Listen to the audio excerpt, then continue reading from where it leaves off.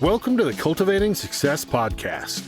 Jeff Sofer and Jonathan Wolfson are brothers and business partners of the top landscaping company, Nature's Experts. Nature's Experts is home to 6 companies that cater to all your outdoor needs. To learn more about Jeff and Jonathan, simply visit us at www.naturesexperts.com. On the podcast, Jeff and Jonathan bring together other business owners and entrepreneurs to share with you how they developed a prosperous company and how you can too. You will gain insights and meaningful advice on creating the building blocks to success and longevity in the entrepreneurial realm. And now, here are your hosts, Jeff Sofer and Jonathan Wolfson. Jonathan, thank you for joining us on the Cultivating Success podcast today. I am very excited to have you here. I don't know about Jeff, but I am very excited to have you here today. I'm very excited to discuss landscaping. Again, we love to discuss business with people in our industry, particularly so we can obviously help ourselves and help the whole community advance and learn from one another to figure out different and unique ways to obviously help our industry. Great. So thank you for joining us today. Yeah, I'm happy to be here, and I'm always eager to learn, and so I'm looking forward to hearing from you guys.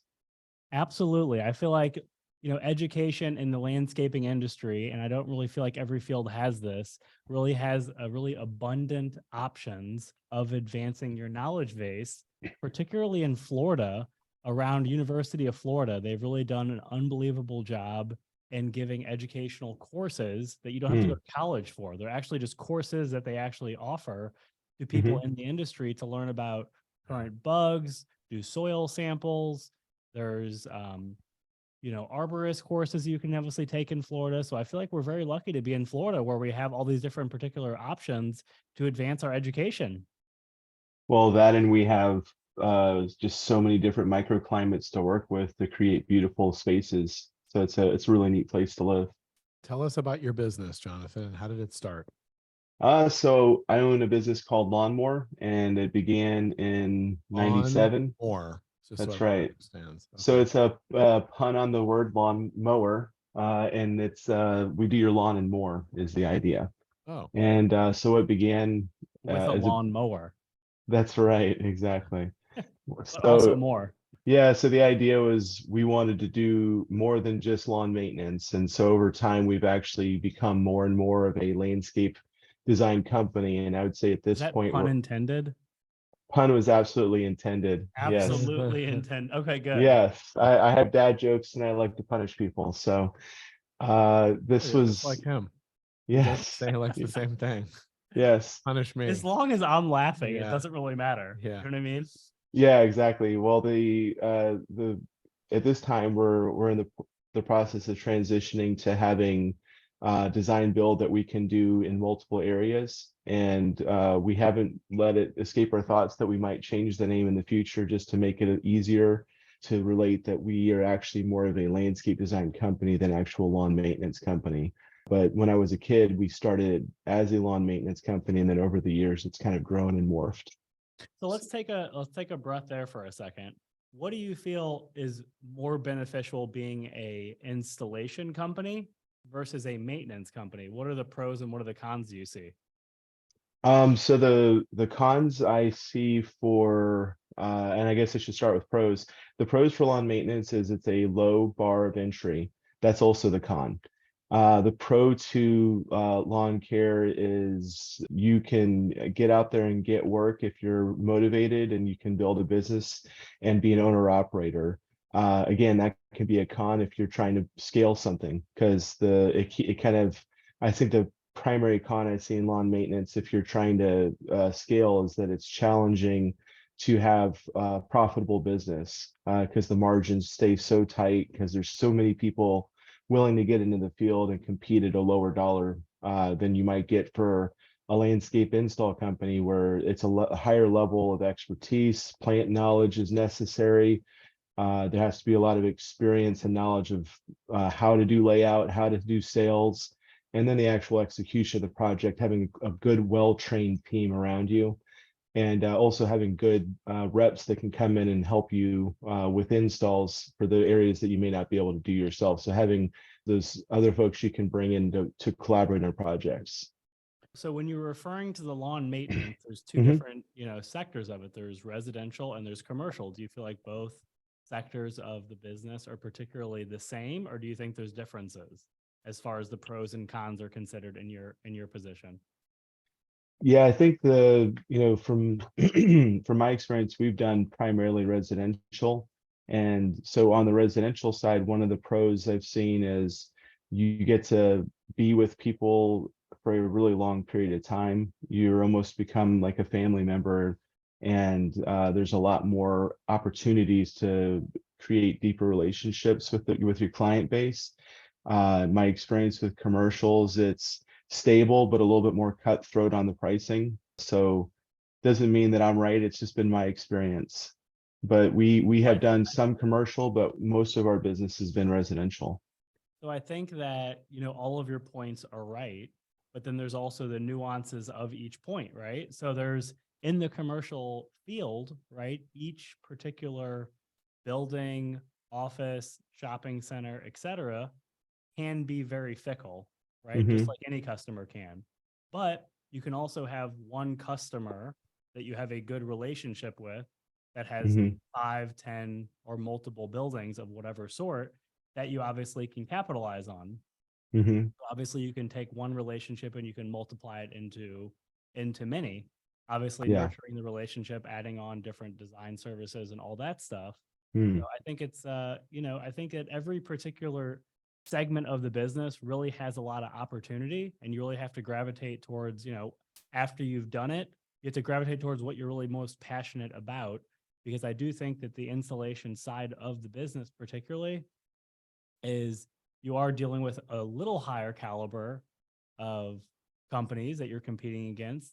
The only problem is that even at the highest level of installations, there's always the guy who does things that is so unbelievably cheap and you don't even understand how they do it. But Yes. you guys are speaking about the industry like it's just one brushstroke. It's not. It's so many different sectors. For example, our particular niche is we do high end and ultra high end. So we don't deal with a lot of what you're talking about, Jonathan, specifically. We Okay. don't really deal with people that are, we do deal with people that are lowballing. That does happen even at the people that are at the level that we are at and the level of the clients that we are servicing. But we don't deal with basic stuff. And I think that point of entry, you can't just enter the market where we are. When you said before, well, someone can just enter the market, become an owner operator.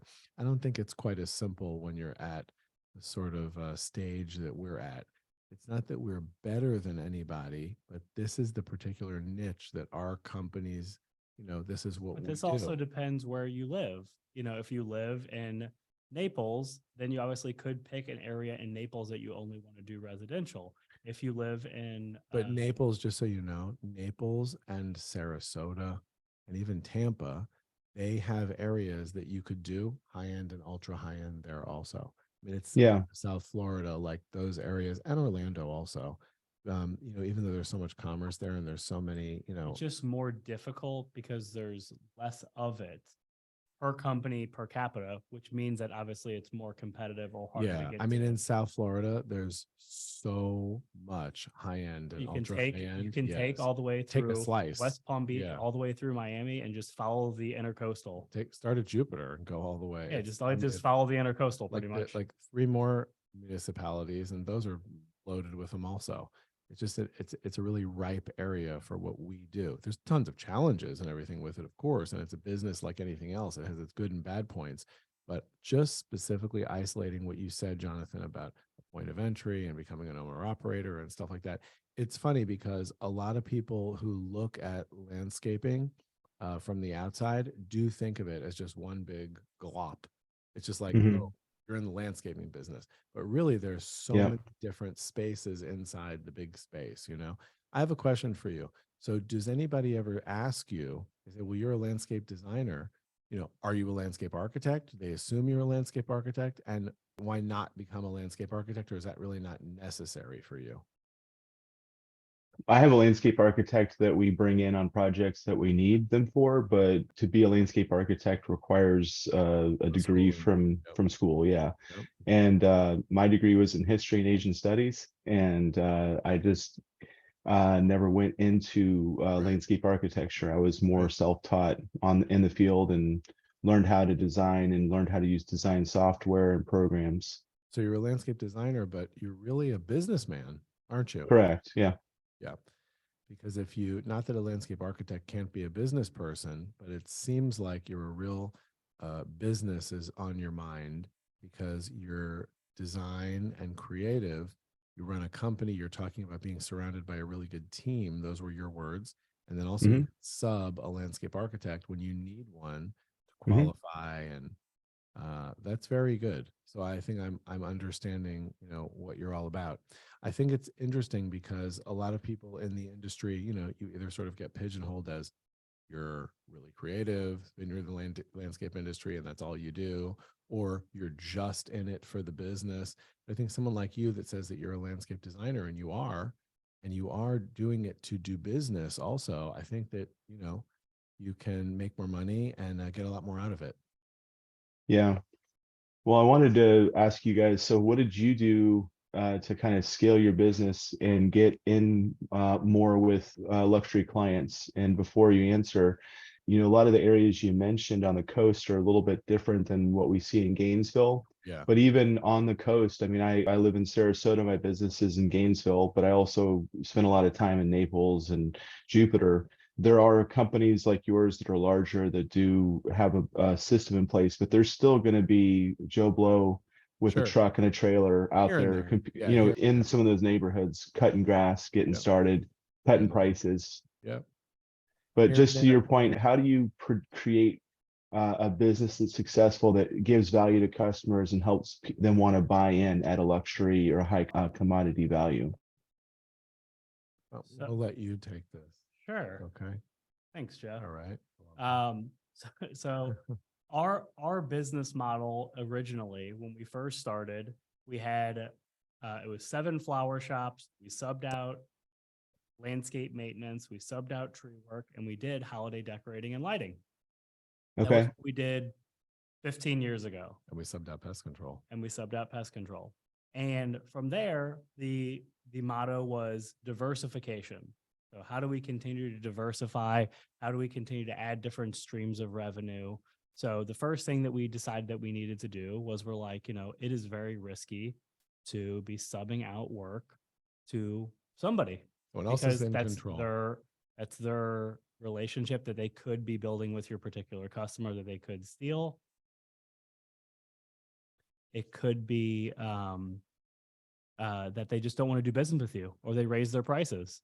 So the first thing that we did was we actually started looking for a business because we're like, we had a lot of business that we were currently doing. We were doing like a few $100,000 a year in maintenance, if I recall, or maybe $1 million. You're way off.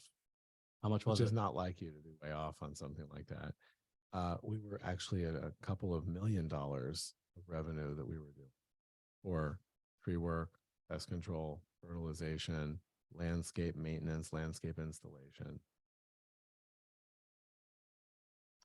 And that was Let me tell you primarily why. Let me sub. tell you why. Okay. Because you know what Threckle does now, and you remember what it was doing. So you're talking about millions of dollars. Yeah. Right. So at the time we were subbing out this work and we thought it was very risky. So we're like, we really do need to look at maybe buying, instead of starting our own company, we really need to look at actually buying a company maybe that's already set up that could absorb the work. And that through absorbing the work, obviously that company would be more profitable. And then at the same time, they would have some management and some systems in place to obviously help us with really understanding, how to best service our particular customers. At the time, it was only commercial customers that we really had. And we were looking just to see like what was the best particular opportunity. So looking at all the opportunities, there was a lot of bad ones and a lot that were just too small. And when things are too small, particularly, it really does take too much work. So we were looking and we had purchased a bucket truck. And we purchased this bucket truck. We let our subcontractor use it. He was doing work at this one property across from this tree company. This tree professional actually ended up writing us a letter saying, hey, I'm selling my business. Are you guys interested? So we didn't find a landscaping company at the time, but this tree company approached us and we're like, oh, wow. Like this company's been around since 1978 or something like that at the time. Was one of the first arborists in Florida. His name was Jim Sherlock. He was like the 300th arborist or something like that. It was literally like one of the first ones, kind of, and has really grown up in this industry and had a great reputation. So we're like, wow, this might be something. So at the time, he was only doing $400,000 a year in business. This tree company. 455. 455. Thank you. To be This is called exact. Jonathan. This is called fact checking right here. Okay. Okay. I tell the Li- story. He fact checks the Yeah, story. I don't Yeah, mean live to be annoying. fact I just checking I don't here. mean I don't mean to be annoying. It's to okay. anybody. This is fact checking. Yeah. So, we ended up buying this tree company. It really wasn't what exactly we were looking for, and it didn't really solve the problem that we had particularly. We did some tree work, so obviously that tree work went to the tree company, but didn't really solve the problem that we had still. So through having the tree company, we're like, you know what? It's a really good opportunity. We got it for a very good price. Calculated We purchased the property as well. And we thought, hey, with the property, we technically could move the landscaping company in there also. So, maybe once we find the right landscaping company, we can move them in there. And that really solves the problem because you have a property, you have a business, so on and so forth. What happened, though, was the tree company was much more time consuming than we realized. We had not owned a tree company before that. And obviously, like any business, there's some seasonality in the landscaping industry, whether it's more cuts in the summer or less cuts in the winter. Same thing in the tree company. People are much more prone to doing tree work before hurricane season, which, is a range of 6-8 months. And, we made it through our first winter where it was extremely difficult. We literally had almost no jobs for the crews to go to work. I was one of the people that were on the crew. But we definitely ended up growing well past that, and grew the company, and it's doing very well. So through that, though, once we really started to get a strong foothold, I would say after we did $1 million, we started looking for a landscaping company. Fact checker. Yeah. Yes. And I want to say something else. I think Fact that checker. a key to your answer to your question also is, if you do not have a really strong sales ability, whoever is the owner operator, to use your term, you're going to sink. In our situation, I think in most, John, there were times you and I talked about this. There were like so few jobs that were on the board. We didn't understand, like John said, about the seasonality of it. We would not have gone out and hustled and really gotten work. We would not have made it to bridge until it got busier again. That's a good point. Obviously, before we move, because a lot of people sit and they wait for the phone to ring. We did not do that. I think that if you're someone who has that get up and go and you have sales ability, you can't make it if you don't. Speak to that. What were some of the things or strategies you did to drum up business when things got slow? So we purchased the business in October. It had like a good amount of work. It had like a couple weeks worth of work or something like that, which was relatively normal at the time. Or it might have been booked out for like the month. And I started being trained by the other owner, how the sales were, the prices in which that we charged, so on and so forth. Made lots of sense. The phone definitely rang at the time, and we were able to convert people. But it was a lot of work because I was Jeff was running primarily our other business. I was actually ordering flowers. I was the person who ordered flowers for all the different flower shops. So I was doing that with working in the field, answering the phone, paying the bills, paying the guys, doing all of that. And, we got to the winter and we were still like a couple weeks out, right? But a couple weeks really isn't so much, Yeah. So, we had clipboards on the wall. So I always like to have like the wall full of clipboards because it was like, we have enough, you know what I mean? So, but we had a couple rows. So we had like, a couple weeks booked out. And then the phone wasn't ringing at the time. This is when we first, bought the business. So you're kind of just buying what the business has at the time. And it was like was it right around Christmas time? Fact checker? It was, yeah. It was in the dead of winter here in South Florida, which is really kind of an oxymoron. Yeah. I remember actually specifically, we ended up getting a job, and it was a job where it was actually well underpriced, but we wanted to keep all the guys working. Yeah. So originally back in 2013, it was $50 a man per hour. It was $250 an hour for a 4-man crew. For a day, it was $2,000. This was Okay. 2013. Right. And that's what we charged. So there's this one customer, his name was Shamsu, right? Oh And it was my off Griffin. God. It was off Fact Checker. Is that correct? It was off of Griffin Road, Is and that it was correct? right near No, the you're just supposed to say if it's correct. It is, and it was right near the turnpike. Yes, sir. Yes. So they were like developing a hotel that's actually there right now.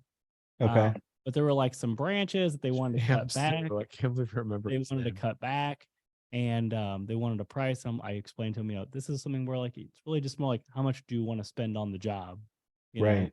Like I think you need to do whatever. So I felt like I was selling the customer on it, and the guy, they didn't really need to do the work, but they wanted to do the work. Right. So he ended up like beating us down to like $1,600 or 1,700. 1,700. Fact checker. Yeah. So Yeah. we ended up taking the work because we literally had no other work.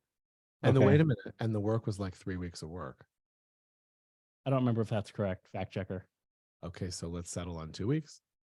We'll have to It was check more- our it we'll have was- to check our it records was back in more than- 2000. Are you're saying that you did 2 weeks of work for one day, less than a day's pay? No, we did it each day was No, like we 1,700. changed, Okay, adjusted our okay. daily rate from the 2000. Okay. Just so you could keep your crew in place. Correct. Yeah. So we did it. Call it 2 weeks. The fact checker can't confirm. So call it 2 weeks, and we felt like that was like a buffer for we really need to go after sales. Yeah. So Jeff started contacting people that we had that were maintenance customers, getting business to come our way. I was Okay. looking through old files, looking for customers Calling to come people our from way, a year before that we did. calling pre-work customer from a over. year before. Yeah. And we ended up actually just getting other jobs and started to roll and move from there, where it definitely added from the beginning of the business, where it was more about transitioning and learning and all that stuff, to being much more proactive of ensuring that we're feeding the business Mm-hmm. with business at that point. So that was really, luckily, in 2013, the only real scare that we had was that actual specific time where we almost literally ran out of business. And the thing is, what would have happened really? Honestly, nothing. The guys would have not worked for like a week, and then they Yeah. would have probably came back. We only had 4 employees. So it's like, how much is really at risk, particularly. I think mentally though, what it does to you is the biggest thing, because you Yeah. sort of feel like, gosh, you're out of business in a way. Like, Yeah. what kind of business is this? Like, what is this? Like, what the hell's going on here? What did I buy? What did I? Yeah. And I Right. think that, Thank you, fact checker, for and I- expressing. And I think that by getting that business and getting that sale from Shamsu, I think was always like, yes, like look what we can do. It gives you like a real shot in the gut. Right. Like, wow, look what we can do, stuff like that. And I think those mental things are so important. They're like everything, in my opinion, because that's really, what helps drive me. I'm sure what drives most people. What about Mhm. you? You had a time in your business that's been sort of like, where it was like really lean and you sort of didn't know what to do, and, you were worried. Boy, I mean, I think as a business owner, you spend more time anxious than you'd like. Ew. And there's the biggest change that's happened in our business is we went from me being essentially that owner operator, Bubba in a truck, to learning how to let go and learning how to build people in the team to really ensure that we have not only good managers, but that we have team players that are working in our crews that are just amazing players, amazing people to work with. And I got to this sense of burnout where there's been lean times, but the things that have been the most effective or most transformative in my life has been hitting the wall and getting to that point of burnout and recognizing that I used to love doing maintenance, but got to the point where I needed to do something different. And that's where I started to transition to landscape design and kind of revitalize my passion for the business itself. And then now, having had this business for 25 years, and it's still a small business in respect to where you guys are, it's a small business, but it's a business where I'm more focused on how can we have really solid growth that's going to develop people and is going to give a great product and is going to show a concern and a care for our customers. You do And- maintenance anymore at all? Yes, yeah, we still do maintenance, but that's You're becoming. selective on it now, probably. So I would say that similar to what you mentioned, like that we go toward that high-end client. So we're trying to essentially transition to where we are only taking on projects that are going to be doing ongoing landscape enhancement service. Right. And Right. even those folks that we do maintenance for have to be someone that's going to be either doing a landscape installation or has done a landscape installation. I think that's a good target customer for, I Yeah. think, anybody. You know, the different phases that you start in business, they're supposed to be phases, you know. The entry level stage of landscaping where you just do work at a profitable rate based upon whatever your expenses are. Mhm. I think there's nothing wrong with that. But you know, you Right. have to continue to aspire to the different phases of the business. So the next phase would be getting out of the truck, right? And then Right. what customers will pay the additional money to allow Hmm. to have more overhead for you to be able to do that. That brings you Right. into another category. And then the next category is, where is it more profitable, right? It's more profitable when customers are doing enhancements when you're already there. It's more Hmm. profitable when you're able to sub out or perform additional services, Right. pest Hmm. control and tree trimming. Those are better customers. Then Hmm. you're obviously making more money out of each customer, because that's ultimately the goal, is that, you know, you can obviously have a much larger value rate per customer for how their, whatever their, you know, lifelong value might be for our industry, which I would say maximum is, you know, 7 to 10 years probably Yeah. to have a customer. What are some of the things that you guys do to essentially be able to keep the quality of the work at such a level that you get buy-in from your customers and be able to do more projects with them? So I think that's a great question. To kind of, I'm not going to go too much more into the other story with when we were at the tree company, but it plays into your answer. So with the tree company specifically, we did grow it to a certain point where I think we were doing around $3 million in sales. And we started looking again at that point because the tree company had become very, very, very profitable. So since it was so profitable, we were like, we really need to start, you know, solving this other problem again. And I think that it only happened in like 2 years. Yeah. Quick. It was like It was quick. 2 years or so. Fact checker.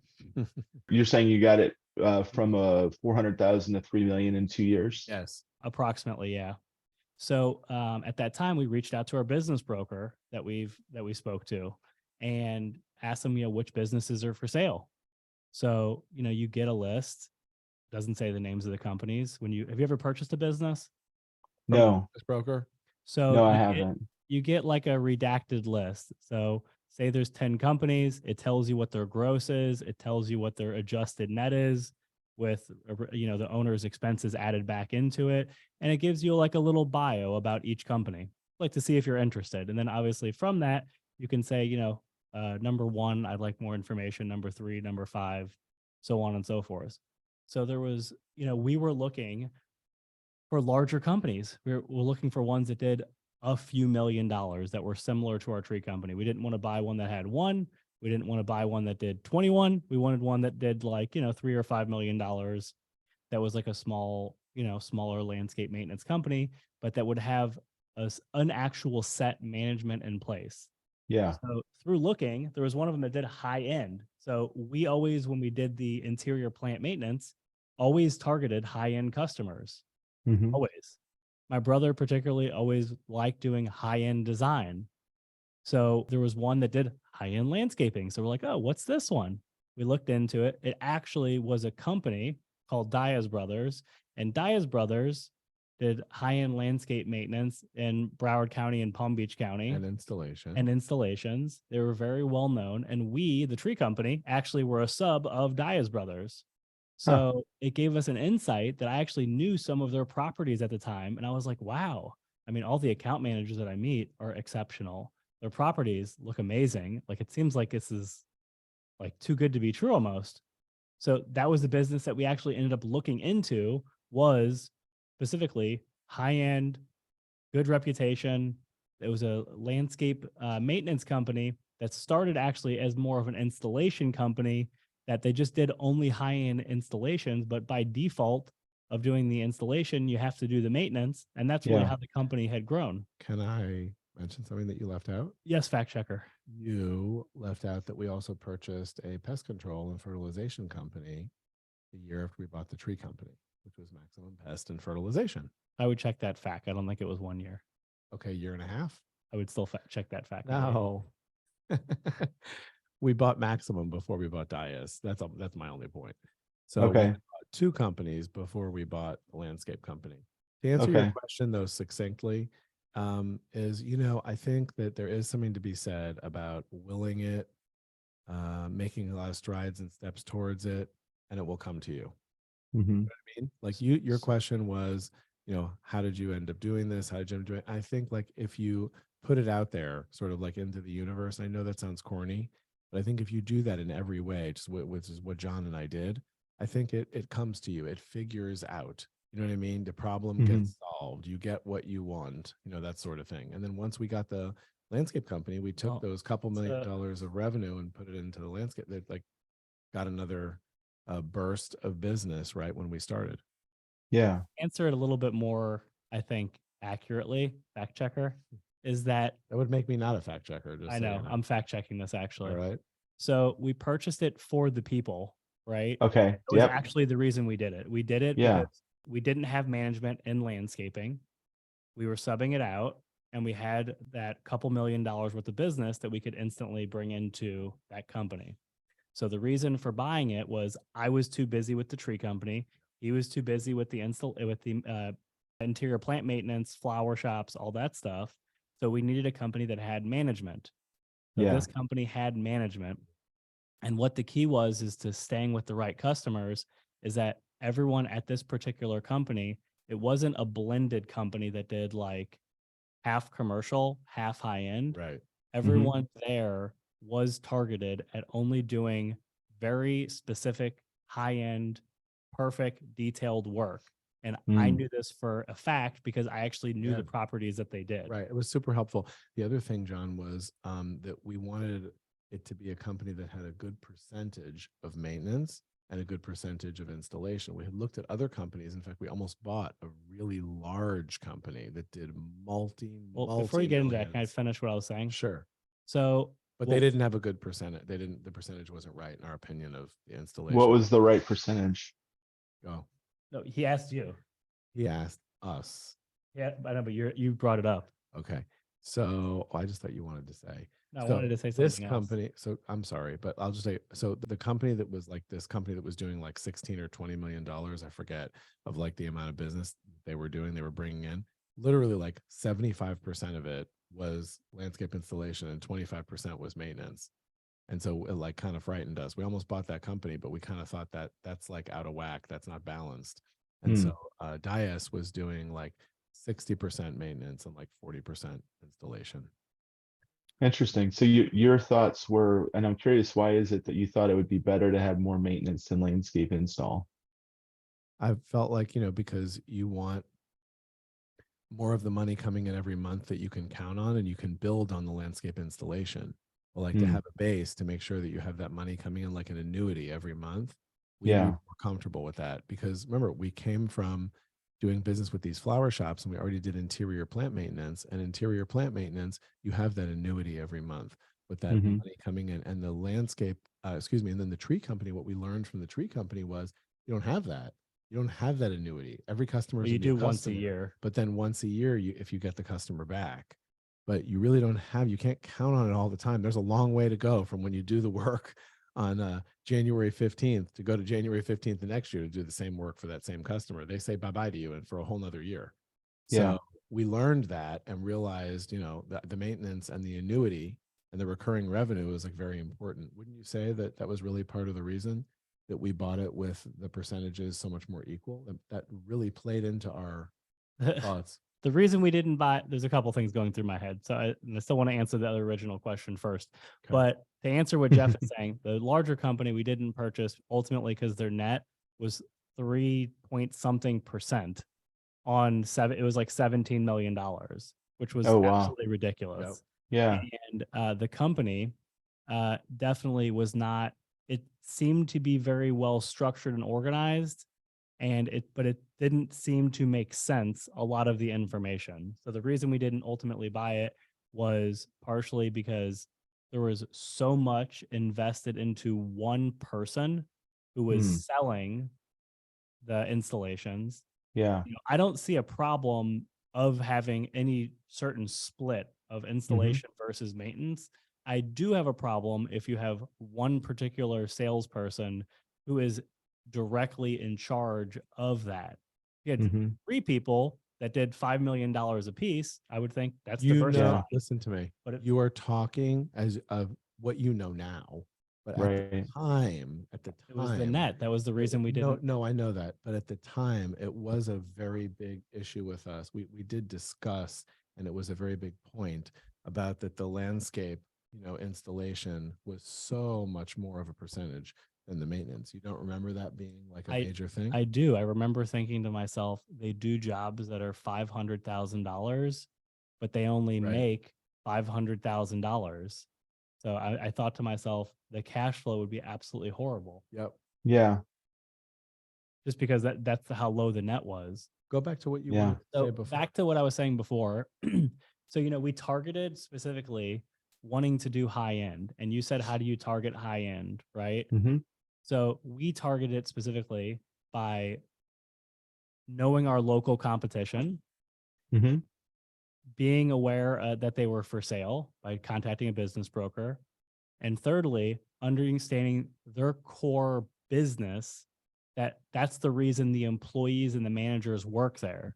So when we first came in, that is what we focused on, is empowering them to do more of what they particularly feel the direction is for the business. Because at the time when we purchased the business, it was approximately 40 or 50 people that worked there.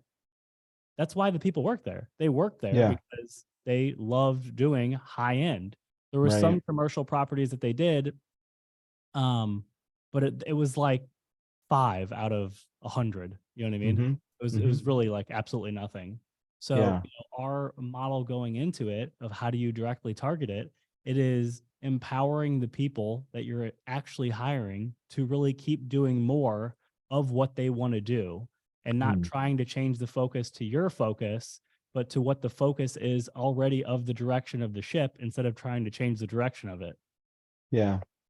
Another question to that is, you spoke to the value of the annuity of maintenance, but then the reality that we have today of challenging labor market since COVID. So did you guys experience any of those challenges with, just labor shortages, or how did you navigate that time?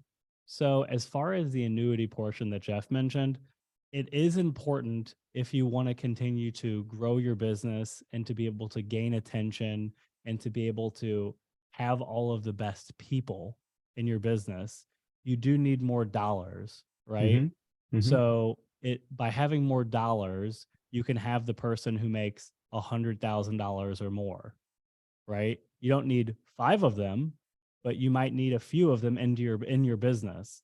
And the thing is that if you strictly only go after one type of customer in one fashion, you're only going to be able to bring in so many dollars, where you can only have an account manager that's $50,000 versus a business developer who might make $100,000. So it is important to me that, you have to be making sure that each portion of the business is being built to be able to manage and have all of the different types of people that really can come into your business. You didn't answer his question, though. His question was, did we have an issue because of COVID with losing employees and having employees? So it wasn't there yet. All right. Well, I just didn't know where you were going with it. I'm going. And I was gonna say it's easier to keep a guy that's in that account manager role than it is to keep labor, but labor is the thing that keeps the business going. Well, so all of it plays into one another, though. So what are all employees looking for? They're looking for security, which security isn't status quo. Security isn't the business staying exactly where it's at. Security is seeing the business grow and being excited and interested into their business, being prideful of their business. Those are all different things that I think add towards retention. Also, too, is there has to be a way for every single person that works in your company to be able to make more money. If Mhm. there is no way for them to make more money, there isn't a reason for them to stay in your business because there is someone else out there that will likely pay them more money. So Yeah. why would somebody stay at your company? Well, let's say you hire somebody who's a driver with no experience. So you hire them at $14 or $15 an hour, right? Mhm. So you have to nurture that. The person wants to be in the industry. So if let's just say you're not investing into them and they're not actually advancing in their career, they're just going to Yeah. look somewhere else because you're moving on to the other employee or the other situation. And you're not focusing on making sure that they're getting either every 6 months or every year, they're getting reviews to where they actually can make more money and actually Right. giving them more money. So how Right. can you give more money? Well, You got to make more money. you have to bring in more money. So you can either Yeah. charge more to your customers, Mhm. you can diversify through doing installations, which have typically a higher profit margin. And that extra higher profit margin can help feed that portion of the business also too, as far as maybe some of the increases that you haven't seen. So for us specifically to answer your question, Yes. we Please answer the question. fact checker, be quiet. Yes. Oh, Um, I'm appreciating all your build up. Don't No, worry. he's very good. He's very smart and has lots of valuable information. I just want to make sure he answers your question. so through COVID, for us specifically, okay, this isn't Oh, that's what the really, question was about. Okay. so through COVID specifically, right? Boy. We had grown our business significantly in each category, right? So when COVID happened, we ultimately took charge as leaders and we had a plan of what we were Mm. going to do. We had a pipeline of work that was already set in place. And Mhm. through COVID, because we were proactive in our business before COVID happened, we were set up that right when it did happen, nothing changed in our business really. Mm. Maybe some of the precautions, how we spoke to our employees, how we are conscious of understanding them as people, their personal, their professional, their financial needs, all these different things. We were there to obviously be an ear to be able to help support them. But ultimately, that's also where retention goes. So COVID was now 2 years ago, right? Mhm. Mhm. And I would say because we were able to keep our business at the same level during, let's say, the 6 month, like really crazy period of COVID, Mhm. we Mhm. kept it at the same level at that time. All of those 200 plus employees have now earned another level of trust for us and our business. Mm. So our turnover from COVID to right now would be, I would say, less than 5% of people that Wow. have actually been turned over. We have had management turnover in certain Mhm. sectors of the business just But that's because been there's people that improvement. don't. That hasn't been, that wasn't turnover to There's me no is, but. There's no but that was. I was explaining that we've had management turnover. And the reason we've had management turnover is because, frankly, those people weren't good enough. And it doesn't mean they weren't good enough. Like, I'm measuring them on they weren't good enough, meaning like they have to measure to me. I'm measuring with They how didn't good they measure need to to be to help me, the but they need to business. exactly. They need to measure to help the business and to Mhm. give doing to because, like John said, in the part where he wasn't answering the question, he was giving you lots of great information.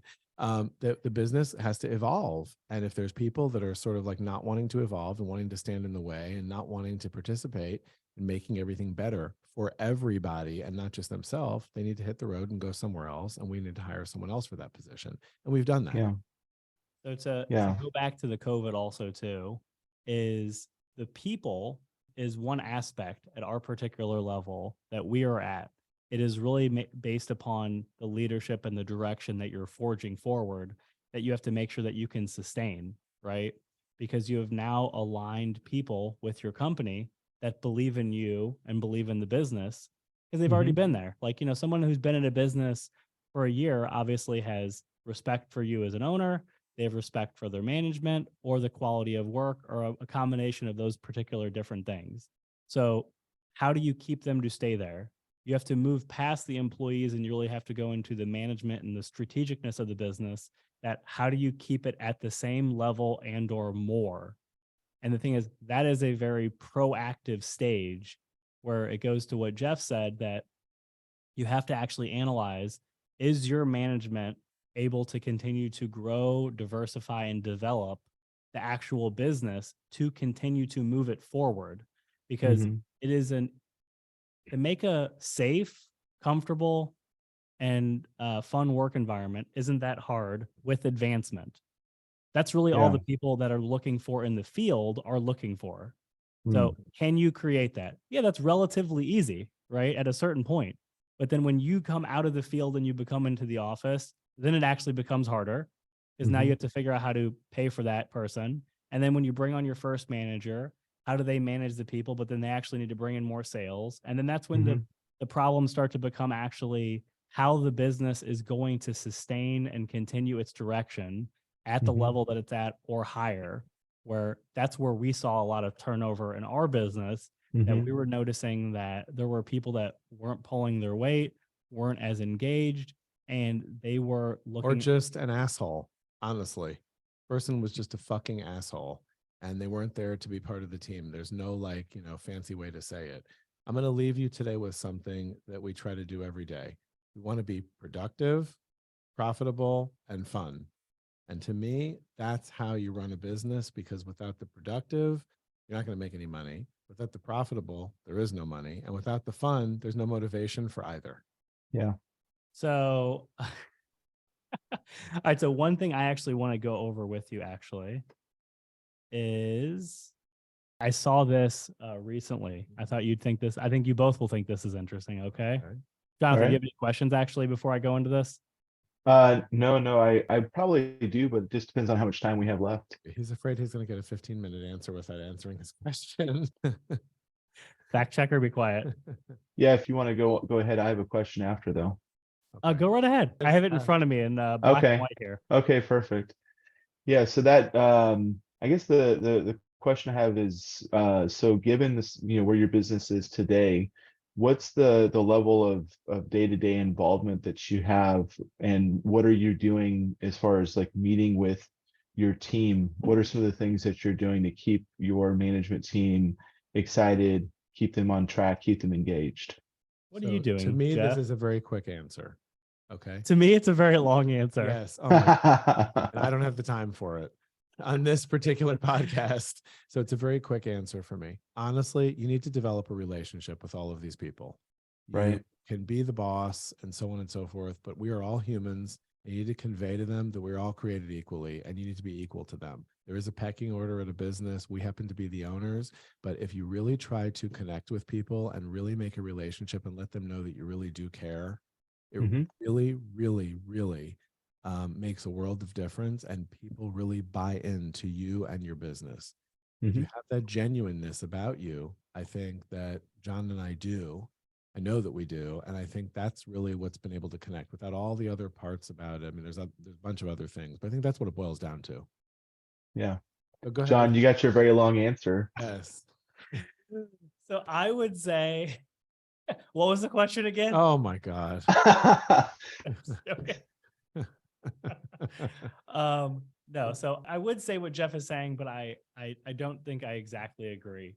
So you really have to be a leader of the direction of the business, and you need to provide a role, and everyone needs to understand what your role is. And it is Mhm. okay that your role isn't the accounting or the sales or the whatever, but you have to perform a role, and you have to Hmm. make sure that it empower each other person in their role that they are good at. That So goes without saying. And that's like why I you have said to be as the leader, the person who is orchestrating these people. That's how you become the leader. So Mhm. Jeff, you are good at sales. Don't do this. You need to do this. no, but what you're saying is true, but it goes without saying. But really what gets I don't people think to anything goes buy without in, saying. no, it does.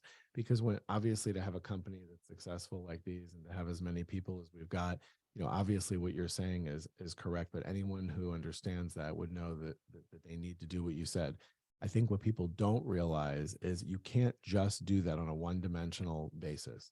You have to, besides doing that, you have to have, and you know that you have, and so do I, a really beautiful and nice relationship with every single one of the management individuals that are at our business. And it doesn't Mhm. mean that you talk to So I them think for it's saying hours, is and it it doesn't mean goes you're their without counselor. It just means that they know you care about them, care about their life. You're happy they're here. but that And goes without saying. I Like don't, that's even I, more basic, I I think. absolutely disagree with you, and I would argue with you until the cows come home. I I think would like someone to check this you fact go because to I feel like that goes without you saying. go to other companies. In fact, we've been told this by a bunch of these employees that at other companies, you get the feeling that the owners don't give a fuck about them. And Why I'm are you saying swearing? because that's what I do. And they don't give a What are shit you about swearing at, by the way? it's exciting to me that we do care so much about these people, and I think that that's one of the distinct differences about when people leave here. A lot of times when they leave, if they are leaving for a particular reason or if there's a problem, they get upset because they want to stay, because they really do like us and they really appreciate how we run it. We care about everybody, even people that aren't the management. They see how we treat everyone. They see how we reinvest money into the business. They see that how everything is taken so well care of, that we reinvest money into the properties. People talk to us about this all the time. And I think that means a lot to the people that are here. I think that's the key. That's my answer. Hmm. You said you had Well, I something want to to say my answer still though, because I don't think Okay. to me, I feel like so I've attracted a lot of people in our business that I've known in the industry. So how have I attracted them to our business? I've done it by being myself, which is just genuinely nice and outgoing, and taking an interest in people, which I think anybody who is actually anybody understands you need to develop relationships, right? Whether you do or you don't is up to you. But if you want to be successful, it is about developing relationships. And if Mhm. somebody wants to get in a relationship with an owner that particularly is shallow, then that's what you're getting in bed with. And a lot of times people that work for companies like that are typically just hired by like just based upon money and compensation. And the thing is that at a certain level, maybe someone who's in their 30s or 40s, they might go for that. But people who are really unbelievably skilled and knowledgeable in the industry that are maybe in their 40s and their 50s might not actually feel that same way. They're looking to make sure that they find the right company to work for that shares with what they know the industry can be. So Mm. speaking that language, whenever I've gone to all of my arborist conventions, all of these landscaping different things, all these networking different things, me expressing my particular passion for the industry, our direction, them physically seeing our staying power in the industry, our growth in the industry, asking questions of them, asking questions of me. It goes into the developmental stages of the business. And I Mhm. particularly met somebody recently who I was friends with in the industry, and somebody who might actually be leaving his company to come work for us. Oh, So wow. I had never asked him specifically if he'd want to come work for us because I didn't really know what he would do. And I mentioned to him actually just recently I asked him point blank if he'd want to come work for us because I had an exact idea of what he actually would do in our company that would help our company and help him do what he wants to do and what he wants to accomplish in the industry that I Mhm. know that he's been stifled to do. Listen, Okay. you've done a very good job of recruiting people that you have known in the industry, and they do know you as being a professional and someone who handles yourself a certain way and who is consistent. However, when they do come into the company and begin working here, the reason I think part of the reason they stay is because they form a much deeper relationship with it's not just what they see on the surface, which is when they knew you outside of it. But now working with you, there's so much more to it. And they see the care and appreciation that the two owners have for everybody who participates, whether it's higher management or people that are working out in the fields, digging ditches. And I think that it all works together. I just feel like it goes without saying that to have a professional and very good company, you need to obviously set goals and set straight what you want people to accomplish, but to actually care. Human beings at the end of the day Yeah, but I think want to that's the least thing feel. that people do is set goals. Oh, I think. They just like, oh yeah, what's the goal? I want to sell more. That's not really a goal. Well, I know, John, but you are someone who, when you set goals, they're very specific. I mean, this is like what you hyper focus on. Most people don't. Most people's goals are, yeah, I just want to like do sales. I just want to concentrate on getting more business. They don't laser in on, Okay, well, that's to you, that's a broad topic. To some people, that's like specific. I want to do sales. I'm talking about specifically, I think all of the things that you said are right. I just think that the key is that when you have human beings that you can appeal to their emotions and to their feelings and being cared about at work, every human being wants to be appreciated, acknowledged, and cared about. And I think that when you do show that to them genuinely, I think it makes a world of a difference. And if they are the right employee, like a good person, not a bad person, I think that speaks volumes to them. I really do. And that's the experience that I've had over all the time that I've been in business. Yeah.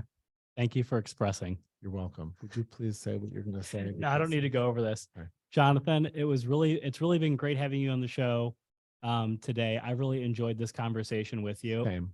And I really hope we've helped you actually today. I know you've asked us some direct questions for our business. Usually we're more interested in asking you questions, but I'm typically very long-winded sometimes, and I can give very long and detailed answers. All the time. But, you know. Not sometimes, all the time.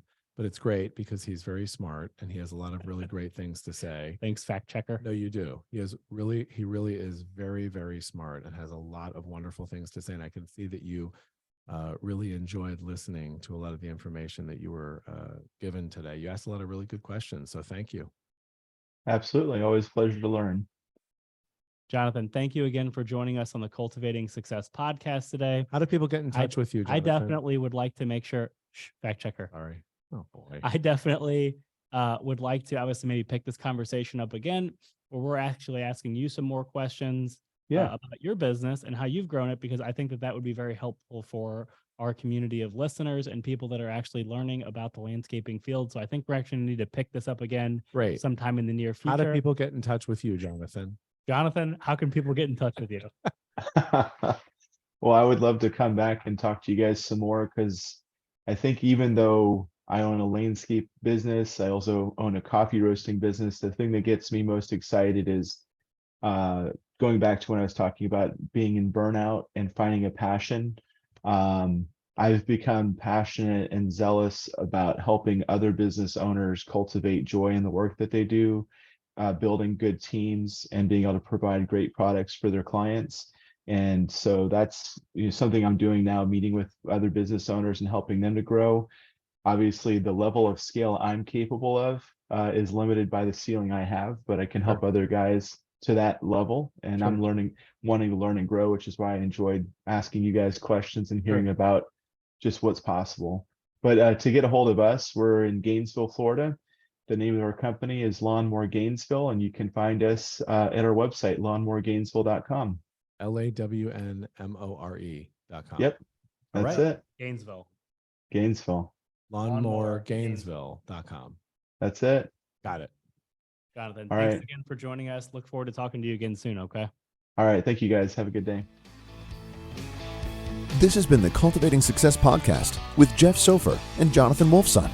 To learn more about Jeff and Jonathan and their businesses, visit www.naturesexperts.com.